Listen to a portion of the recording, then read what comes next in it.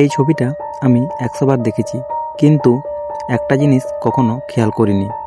সবাই ছবিতে আছে, কিন্তু একজন নেই। ঘটনাটা শুরু হয় একটা পুরনো স্কুল গ্রুপ ছবিতে। 1998 সালের ছবি। আমি ওই স্কুলে পড়তাম, ক্লাস 5। ছবিটা হাতে নিয়েই মাথার ভেতর কেমন একটা চাপ অনুভব করলাম। এক লাইনে 42 জন ছাত্র, সবাই হাসছে, কিন্তু ক্লাসে তো 43 জন ছিল। আমি নামগুলো শুনলাম, সব নাম আছে, একটা নাম বাদে, আমার নিজের নাম।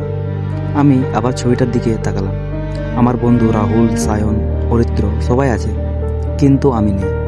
ভাবলাম হয়তো সেদিন ছবি তোলা হয়নি, কিন্তু ঠিক তখনই স্কুলের রেজিস্টার পেলাম। আমার নাম ছিল, উপস্থিত ছিলাম, তাহলে ছবিতে আমি নেই কেন? আরও ভয়ঙ্কর ব্যাপারটা তখন হলো যখন আমি অন্য বছরের ছবিগুলো দেখতে শুরু করলাম।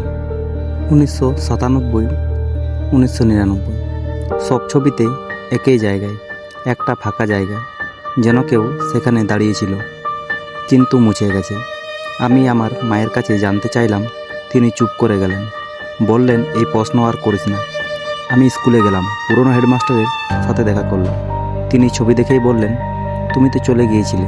আমি বললাম কোথায়? তিনি বললেন ওই ছবির দিন। আমি বুঝতে পারছিলাম না, আমি তো বাড়িতেই ছিলাম।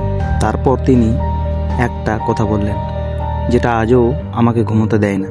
তিনি বললেন, যারা ছবিতে আসে না তারা পুরোপুরি ফিরে আসে না। আমি বাড়ি ফিরে নিজের আয়নায় তাকালাম। আয়নায় আমি ছিলাম, কিন্তু ফোন তুলে একটা সেলফি তুললাম। গ্যালারিতে দেখালো নো ফেস ডিটেক্ট।